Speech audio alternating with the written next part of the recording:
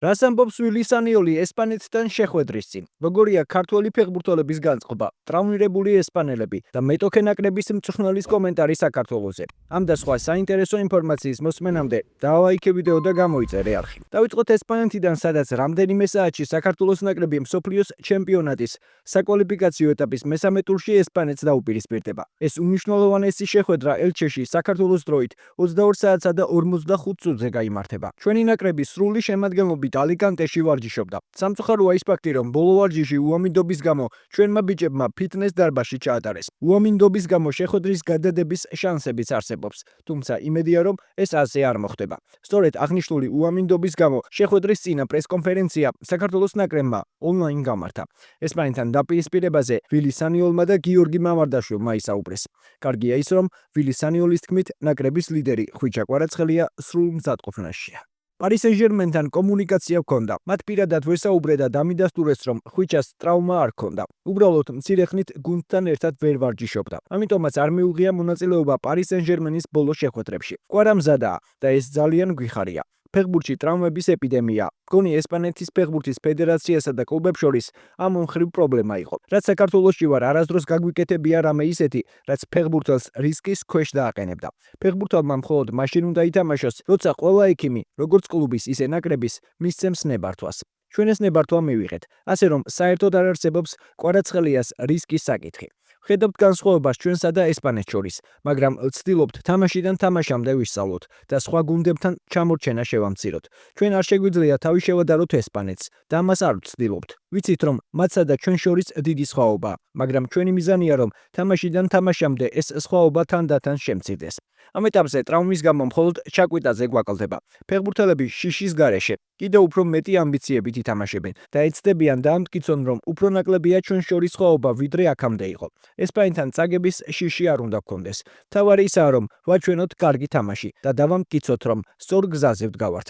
ესპანეთი ლიდერია და მსოფლიოს ჩემპიონატზე ალბათ პირდაპირ გავა. თურქეთის ნაკრები საკმაოდ ძლიერი და გამოცდილია, თუმცა უნდა ვაჩვენოთ, რომ ბრძოლა შეგვიძლია. შემადგენლობასთან დაკავშირებით შეიძლება გადაწყვეტილებები იმის მიხედვით მივიღოთ, რომ წინ თურქეთთან შეხვედრა. ჩვენი მიზანი მეორე ადგილისთვის ბრძოლაა. ამიტომ რა თქმა უნდა თურქეთთან შეხვედრა ძალიან მნიშვნელოვანია.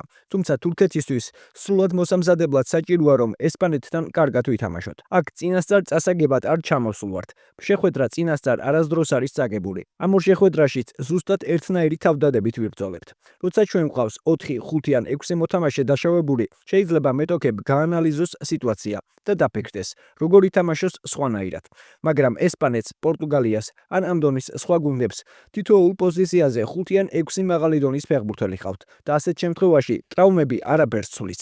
ესპანეთი თავის სტილში თამაშობს. მათ ძალიან მკაფიო საფეხბურთო დნმ აქვთ და ახლაც ზუსტად ასე იქნება. იამალი არ იქნება ოლმო თუ ნიკო, ჩვენთვის მაინც რთული თამაში იქნება, მაგრამ ამისთვის მზად ვართ. ვინაიდან ფეხბურთი ძალიან მიყვარს, სულ ვამბობ ხოლმე, რომ მოედანზე საუკეთესო ფეხბურთელები უნდა იყვნენ, მაგრამ ყოველთვის ასე არ ხდება. იამალს სწრაფად გამოჯამრთელებას და მოედანზე მალე დაბრუნებას ვუსურვებ, რადგან ის გულშემატკივარს სიამოვნებას ანიჭებს. რა თქმა უნდა, ბევრი თამაში ვითამაშეთ უკვე ესპანეთთან და საკმაოდ გამოცდილება შევიძინეთ. ყოველი თამაში რთული იქნება, ჩემი აზრით, რადგან გასვლაზე თამაშობთ, მით უმეტეს ესპანეთის ნაკრების წინააღმდეგ, რომელიც ჩემი აზრით ერთ-ერთი საუკეთესო მსოფლიოში, ერთ-ერთი საუკეთესო ნაკრებია.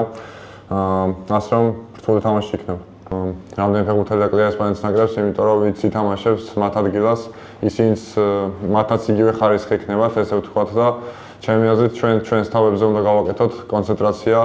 თუ გვინდა რომ რაიმე კარგ შედეგს მივაღწიოთ, ყველა ფეხბურთელს, თითოეულ ფეხბურთელს უნდა ქონდეს თავისი საკუთარი კარგი დღე, ესე ვთქვათ და შემდეგ მინდორზე უნდა ვიშრომოთ ბევრი, უნდა ვირბინოთ ბევრი, უნდა დავიცვათ თავი კარგად და შემდეგ ვიფიქროთ შეტევაზე.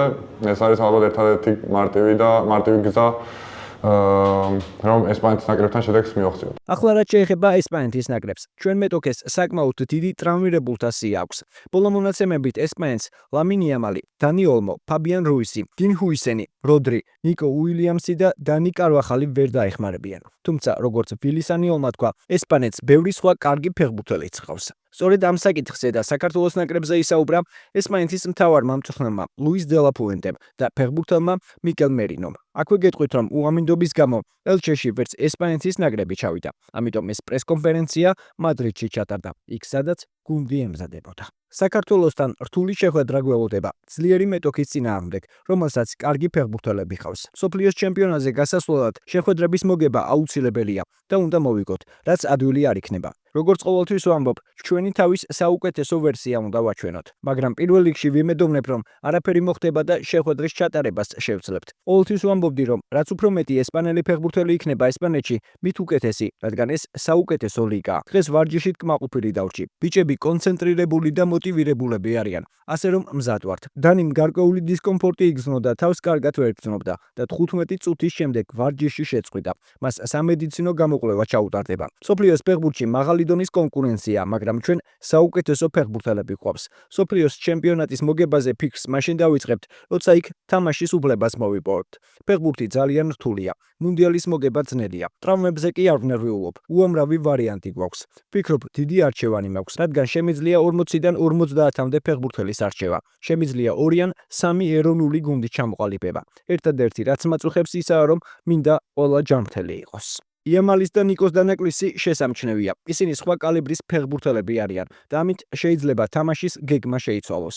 მაგრამ ამ გუნდში ყველა ფეხბურთელს აქვს ერთ-ერთი თამაშის თვისებები. ეს არის გუნდი, რომელიც ნებისმიერ სიტუაციაში გამარჯვებისთვის თამაშობს.